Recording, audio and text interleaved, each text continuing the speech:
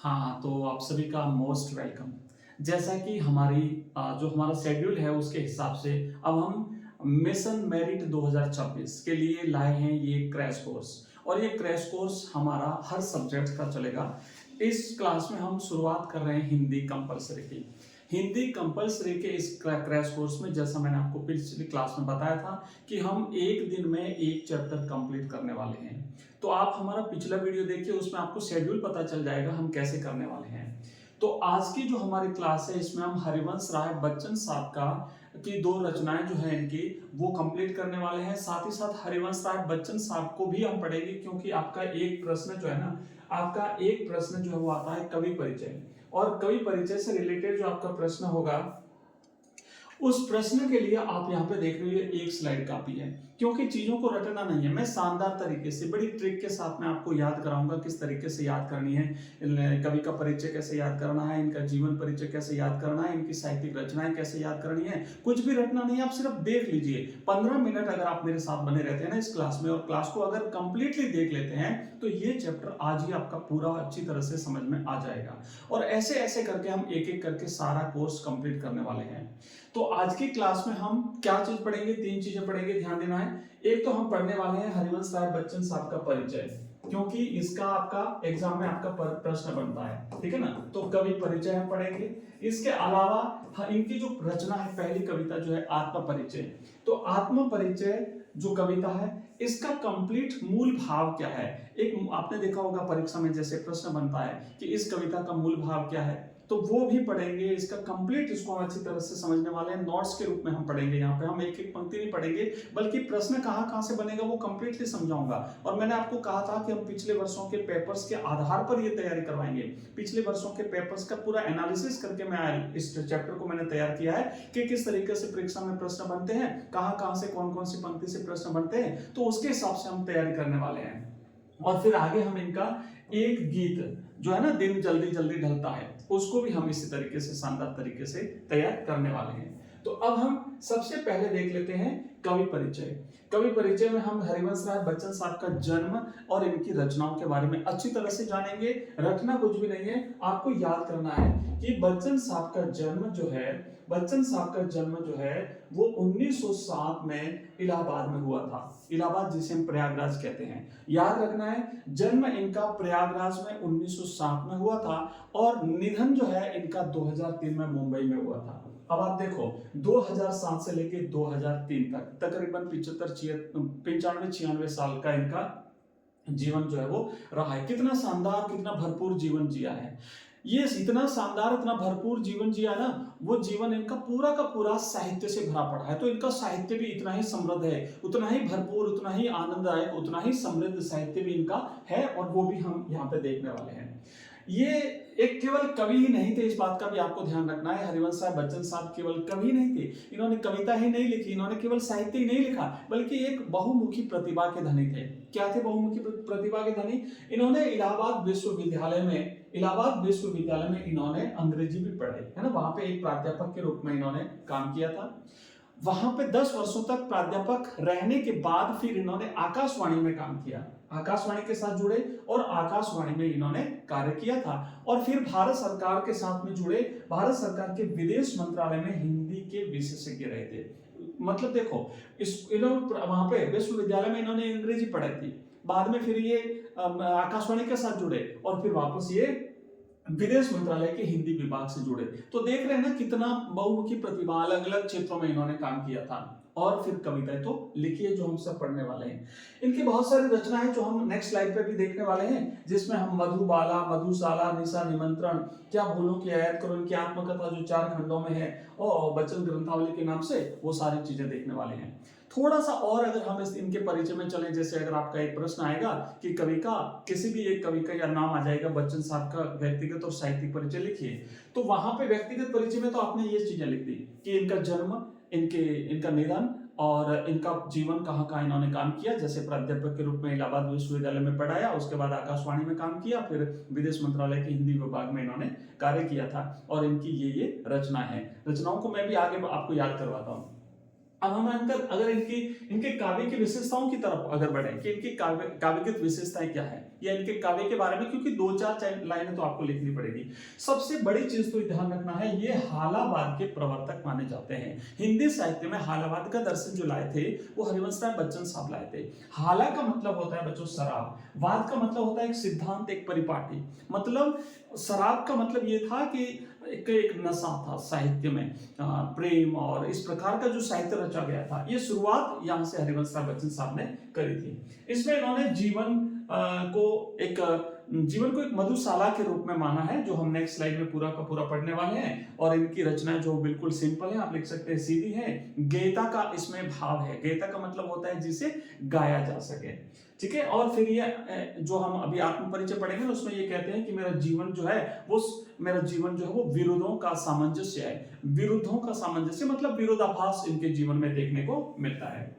मोटा मोटा हमने यहाँ पे इनका परिचय जो वो देख लिया है, और अब हम यहाँ पे नेक्स्ट एक एक चीज को कंप्लीटली देखने वाले हैं। और इस क्लास में ये चैप्टर हम कंप्लीट करेंगे।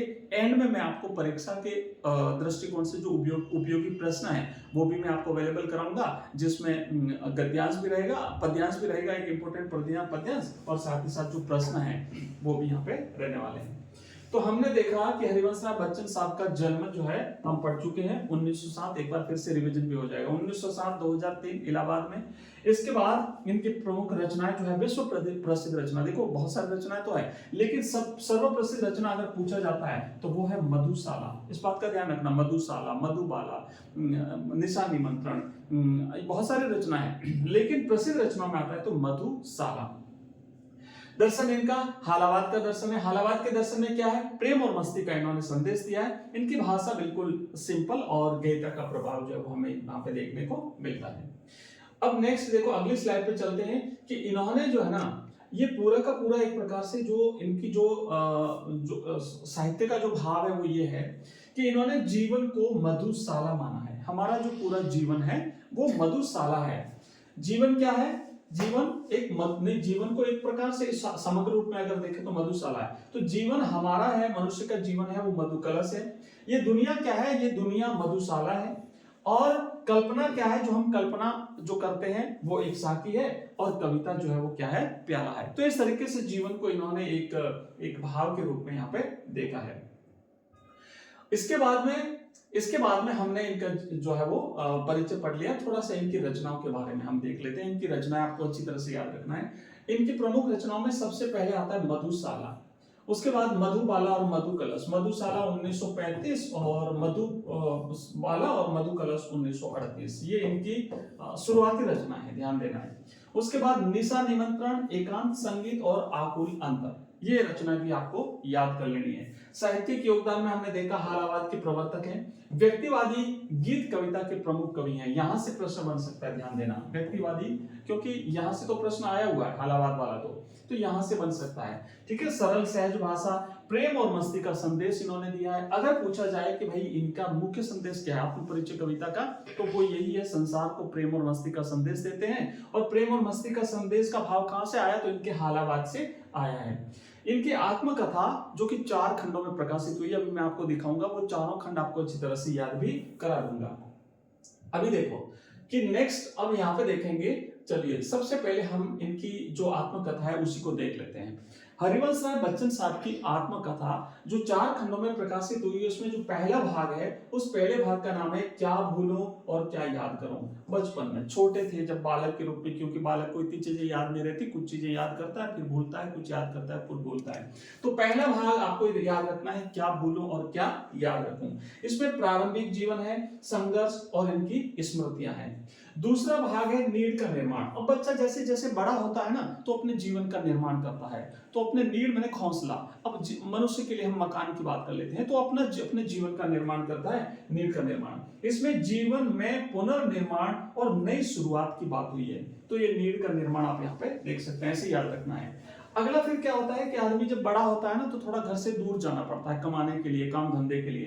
तो बसेरे से दूर, ये जो बसेरा बनाया था, इस बसेरे से बहुत दूर, इस घर से बहुत दूर जो है वो जाना पड़ा कवि को। इसमें इनकी यात्रा, अनुभव और बाहरी दुनिया का पूरा जो है वो सारी चीजें यहाँ पे दी हुई है। एक एक स्टेप से हम चल रहे, ध्यान रखना। और उसके बाद 10 द्वार से सोपान तक, और फिर आदमी जब बाहर जाता है कमाने या कहीं भी काम धंधे के लिए, फिर वो एक दिन जीवन में बहुत ऊंचा पहुंच जाता है, सोपान तक पहुंच जाता है। तो यही इनका अंतिम जो भाग है वो है 10 द्वार से सोपान तक, मतलब संघर्ष करते करते व्यक्ति चोटी पर पहुंचा है। तो जीवन का अंतिम पड़ाव और दार्शनिक चिंतन इसमें देखने को मिलता है, आप देख पा रहे हैं। तो ऐसे स्टेप बाय स्टेप चलना है कि सबसे पहले क्या हुआ, क्या भूलूं क्या याद करूं, फिर क्या करता है नीड़ का निर्माण, उसके बाद फिर क्या करता है, फिर बसेरे से दूर जाकर अंत में सोपान तक पहुंच जाता है, 10 द्वार से सोपान तक। तो कैसे आपने इस तरीके से आपको इनकी आत्मकथा जो है वो अच्छी तरह से याद हुई, और मैं मानता हूं कि शायद आप कभी नहीं भूलोगे अगर आप इस तरीके से चीजों को याद करते हो तो। चलिए नेक्स्ट अगले भाग में, और यहाँ पर आप देखेंगे ये सारी चीजें आप देख चुके हैं, इसलिए आप आगे बढ़ेंगे। अब हम शुरुआत करते हैं हमारी कविता जो है आत्मपरिचय। आत्मपरिचय कविता का सारांश अगर हम देखना चाहें तो पहली बात तो यह है कि कवि ये कह रहा है कि इस जीवन के प्रति मेरा संबंध जो है वो प्रीति और कलह का संबंध है। पहला प्रश्न यहां से बन सकता है कि कवि का जीवन के साथ कैसा संबंध है, तो इस जगत के साथ कैसा संबंध है, तो प्रीति और कलह का संबंध है, विरोधाभास है। मतलब यहाँ पे कवि आगे कहता भी है कि मेरा जीवन विरोधों का सामंजस्य है, विरोधाभासों का संग्रह है। कवि का दुनिया से रिश्ता खट्टा मीठा है, यह जग से पूरी तरह से कट नहीं सकता लेकिन दुनिया के तौर तरीकों से दुखी भी है। तो ये है कि विरोधों का सामंजस्य है, या यूं कह सकते हैं प्रीति और कलह का संबंध है। प्रीति माने प्रेम, कलह का मतलब होता है किसी से विवाद। तो इस संसार के साथ कवि का संबंध खट्टा मीठा है ना, मीठा भी नहीं है खट्टा भी नहीं है, पर दोनों का मिला जुला रूप है। दुनिया से पूरी तरह अलग भी नहीं हो सकता और दुनिया के परिपाटी का पालन भी नहीं कर सकता कवि। दूसरी अगर हम इनकी कविता की अगर मुख्य बात करें, देखो यहां से अगर प्रश्न बनता है ना कि इसका मूल भाव क्या है, अगर प्रश्न बनता है कि आत्मपरिचय कविता का मूल भाव क्या है, मूल सार क्या है, तो ये 3 पॉइंट लिख देना। पहला, कवि का दुनिया के साथ खट्टा मीठा संबंध या प्रीति कलह का संबंध। दूसरा लिखना कि कवि इस जग जीवन का भार लिए फिरता है और अंत में स्वप्नों का संसार, या फिर यूं कह सकते हैं कि कवि जो है वो प्रेम और मस्ती का संदेश देना चाहता है। जग जीवन का भार से तात्पर्य क्या है, कवि ये कहता है कि हमें इस जीवन में रहते हुए हमें अपनी जिम्मेदारियों का निर्वाह तो करना पड़ेगा।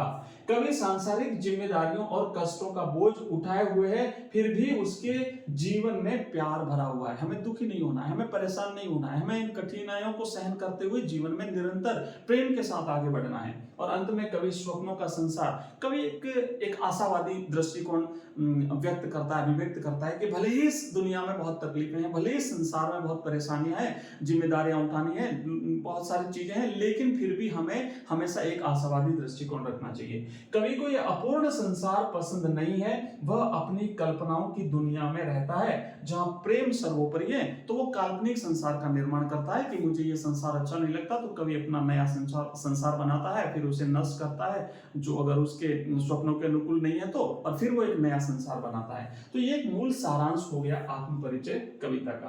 अब प्रश्न कहां से बनेंगे वो चीजें भी हमें देखनी है, ध्यान देना। अब यहाँ पे बहुत सारी चीजें हैं। कवि कहता है पहले तो अस्वीकृति इस संसार के प्रति प्रकट करता है और फिर आत्म घोषणा करता है। देखो पहले एक बात तो कवि ये कहता है, प्रश्न यहां से बनेगा, यहां से प्रश्न क्या बनेगा, मैं और जग और कहां का नाता, मैं बना बना कितने जग रोज मिटाता। कवि कहता है कि भाई मैं और अब देखो यहां से और 3 बार आया है, तो कई बार तो यहां से ये प्रश्न मैं और जग और कहां का नाता, ये 3 बार जो आया है ना, तो यहां से कई बार तो अलंकार पूछा जाता है कि भाई ये 3 बार आया है, इसका क्या तात्पर्य, इसका अभिप्राय क्या है, इसमें कौन सा अलंकार है, ये भी ध्यान देना है। अब यहाँ पे कवि ये कह रहा है, तो इसमें कवि क्या करता है कि संसार के प्रति अपने दृष्टिकोण के बारे में बताता है कि संसार का उद्देश्य अलग है, मेरा उद्देश्य अलग है, मेरा और संसार का कोई नाता नहीं है, कोई संबंध नहीं है। क्यों नहीं है, क्योंकि संसार जो है ना इस जगत पर वैभव जोड़ता है, धन संपत्ति जोड़ता है, जबकि कवि त्याग में विश्वास करता है। तो ये तो दोनों अलग अलग हो गए, इसलिए कवि कहता है कि मैं और संसार और मैंने दूसरा, और ये जगत ये संसार दूसरा है, मेरा और इसका कोई संबंध नहीं है। तो कवि और सांसारिक व्यक्ति के दृष्टिकोण में यहाँ पे अंतर है। अगला कवि क्या कहता है, मैं रोया इसको तुम कहते हो गाना, मैं फूट पड़ा तुम कहते छंद बनाना। अब कवि यहाँ पे अपने भाव जब व्यक्त करता है, लिखता है कागज पे, कविताएं बनाता है, मतलब कवि अपने भाव व्यक्त करता है, उसको हम कविता कहते हैं, उसी को हम छंद कहते हैं, उसी को हम गीत कहते हैं। तो यहाँ पे कवि अपनी पीड़ा की ईमानदार अभिव्यक्ति को दुनिया की कलात्मक सराहना मिलती है। अपनी जो पीड़ा है उसको शब्दों के माध्यम से अभिव्यक्त करता है तो दुनिया उसे गीत मान लेती है, उसे छंद मान लेती है, उसे कविता मान लेती है।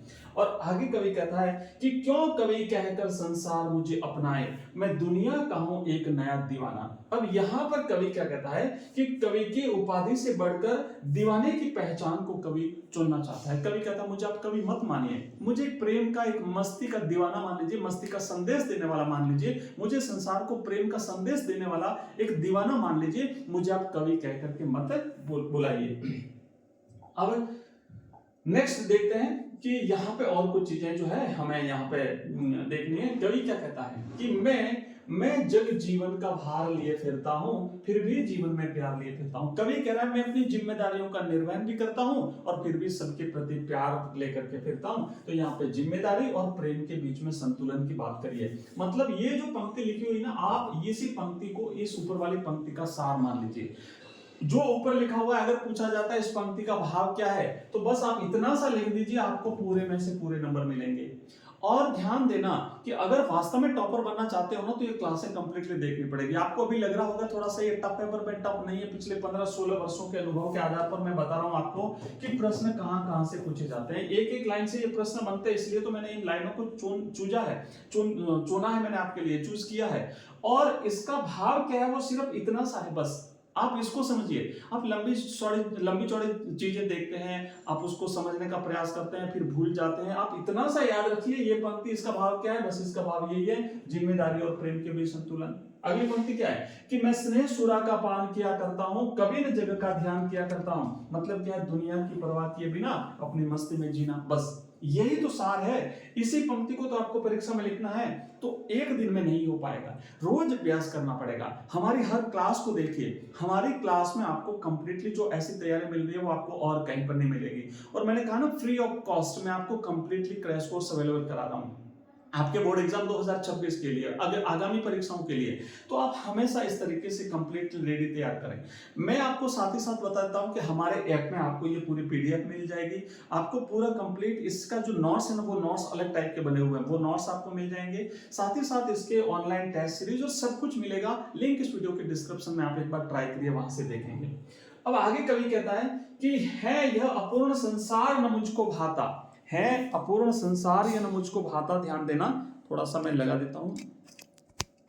हाँ, अब देखो यहां पे कहता है कि मुझको न भाता, मैं स्वप्नों का संसार लिए फिरता हूं। तो इसका मतलब सिर्फ इतना सा है कि यथार्थ की अपूर्णता को अपनी कल्पना से पूर्ण करना। वास्तविकता में संसार अपूर्ण लगता है कवि को। अब उस अपूर्ण संसार को पूरा कैसे करें, तो काल्पनिक संसार बना करके, बस मन में एक संसार बना दिया और उसी से उसकी पूर्ति कर रहा है कवि। नेक्स्ट देखो, आगे बढ़ते हैं। और अब अगला हमारा प्रमुख विरोधाभास है। तो विरोधाभास में क्या है, कवि कहता है कि शीतल वाणी में आग, मैं शीतल वाणी में आग लिए फिरता हूं। तो इसका मतलब है कि कवि की वाणी तो कोमल है ना, ज्यादा कठोर नहीं है, लेकिन उसके विचारों में क्रांति और विद्रोह की आग छिपी हुई है। इसी को कवि ने कहा है, मैं शीतल वाणी में आग लिए फिरता हूं।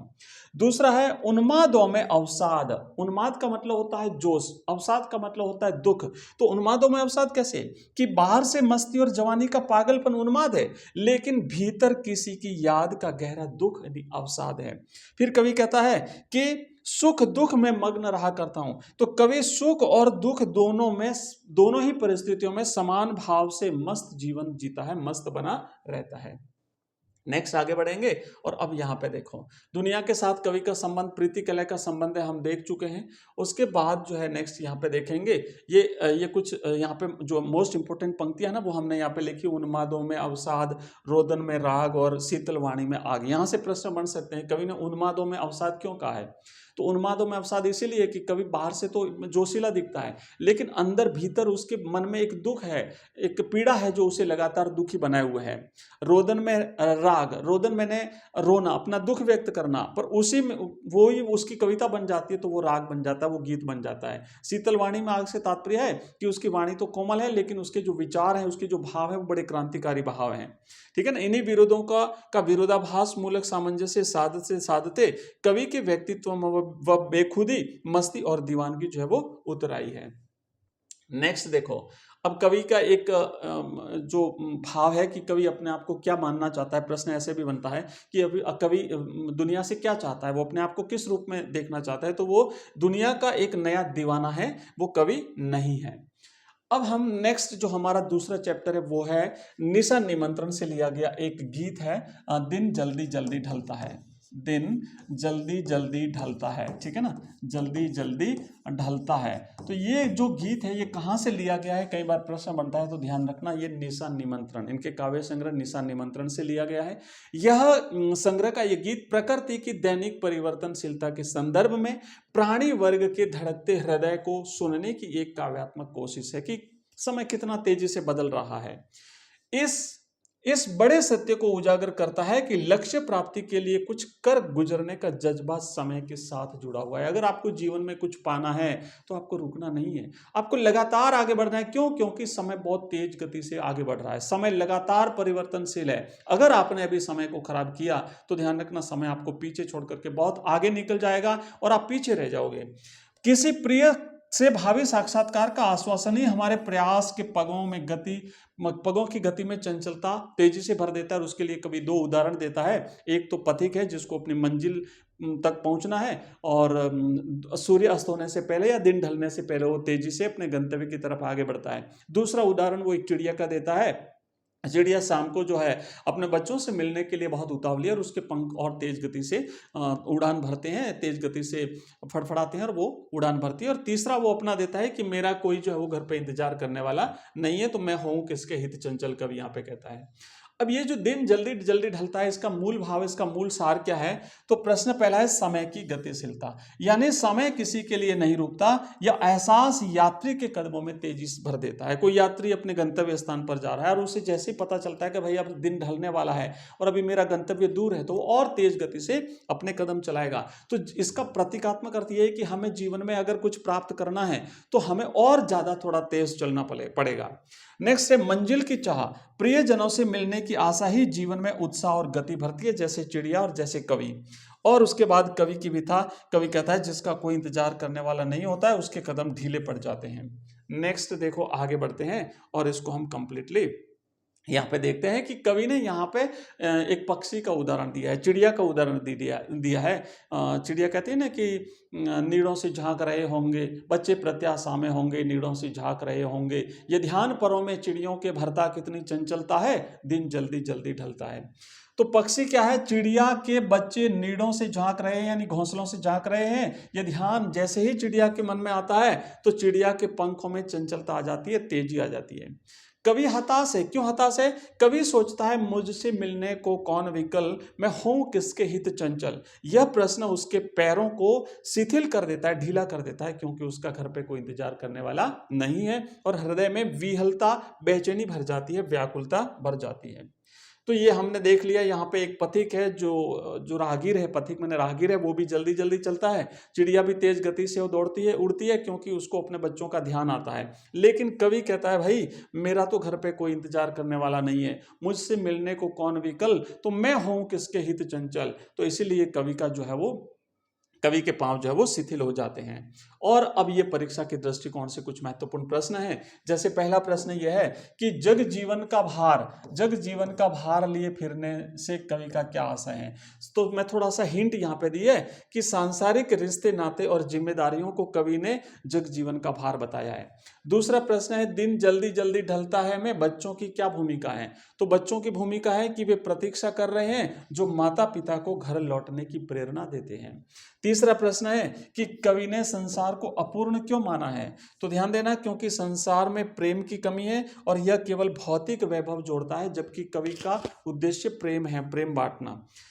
और चौथा प्रश्न है कि मैं और जग और पंक्ति में और शब्द की विशेषता क्या है। तो ध्यान देना, यहाँ पे यमक अलंकार है, 3 बार प्रयोग हुआ है।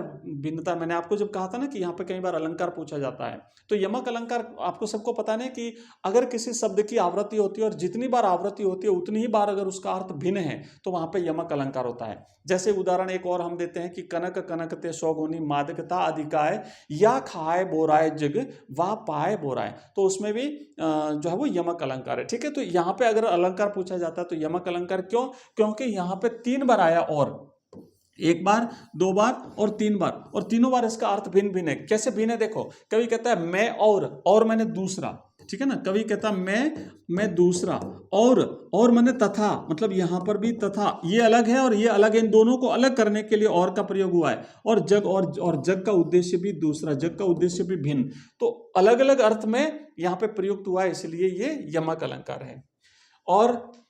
और इसके बाद में हम यहाँ पे देखेंगे कि ये जो है ना आपके परीक्षा के दृष्टिकोण से इंपॉर्टेंट है। यहाँ से पद्यांश पूछा जा सकता है, एग्जाम के दृष्टिकोण से इंपॉर्टेंट है, पद्यांश यहाँ से पूछा जा सकता है। मैं दीवानों का बेस लिए फिरता हूँ, मैं मादकता निशेष लिए फिरता हूँ, जिसको सुनकर जग झूम झूके लहराए, मैं मस्ती का संदेश लिए फिरता हूँ। आत्म परिचय से लिया गया है, कवि हरिवंश राय बच्चन है। इसे आप संदर्भ प्रसंग जब हम लिखेंगे ना, तो आप संदर्भ में इसे लिख सकते हैं। संदर्भ प्रसंग और फिर व्याख्या हमें जब यहाँ पे ऐसे करनी पड़ेगी, तो ये आपका संदर्भ हो जाएगा कि उपर्युक्त पद्यांश हमारी पाठ्य पुस्तक आरोप भाग 2 में संकलित कवि हरिवंश राय बच्चन साहब की कविता आत्म परिचय से लिया गया है। प्रसंग में आपको लिखना है कि यहाँ पे कवि अपने आप को दुनिया का एक नया दीवाना मानता है, प्रेम का, मस्ती का संदेश देने वाला एक दीवाना जो है वो संबोधित करना चाहता है। और फिर उसके बारे में आपको लिखना है, फिर व्याख्या लिखनी है और विशेष लिखना, तो ये आपका कंप्लीट हो जाएगा।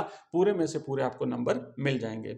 और देखो इसी तरीके से हमारा ये फर्स्ट चैप्टर कंप्लीट हुआ है। नेक्स्ट क्लास में हम करने वाले हैं नेक्स्ट चैप्टर, और इस तरीके से प्रतिदिन एक एक चैप्टर हम कंप्लीट करने वाले हैं। न केवल हिंदी, बल्कि हिंदी के साथ साथ history, political science, geography, Hindi साहित्य, इंग्लिश, ये सारे सब्जेक्ट हम कवर करेंगे। और जैसा हमारा शेड्यूल है, मैंने आपको बार बार बता रहा हूं कि प्रत्येक चैप्टर को अभी हम समरी के हिसाब से प्रत्येक अध्याय को हम पढ़ रहे हैं। और जब एक बार हमारा ये क्रैश कोर्स कंप्लीट हो जाएगा, तो उसके बाद जैसा कि शेड्यूल है, हम मॉडल पेपर्स का अभ्यास करेंगे। बहुत सारे मॉडल पेपर्स बिल्कुल ब्लूप्रिंट और बोर्ड के पैटर्न के हिसाब से आपकी प्रिपरेशन करवाएंगे। आपसे इतना सा रिक्वेस्ट है कि अगर क्लास आपको पसंद आई ना, तो इस वीडियो को लाइक करना है, इस वीडियो को हाइप करना है, दोस्तों के साथ ज़्यादा से ज़्यादा शेयर करना है, ज़्यादा से ज़्यादा अपने मित्रों को इस क्लास के बारे में बताना है। हम लाइव क्लास भी करेंगे, आपको लाइव क्लास के बारे में भी बता दूंगा। तो इस तरीके से हमारी ये क्लासें लगातार चलती रहेगी। कैसे लगी आपको ये क्लास, मुझे कमेंट बॉक्स में कमेंट जरूर करना। और आप नेक्स्ट किस विषय पर, किस टॉपिक पर क्लास चाहते हैं, कौन से सब्जेक्ट्स की क्लास चाहते हैं, मुझे इस वीडियो के कमेंट बॉक्स में कमेंट डाल देना।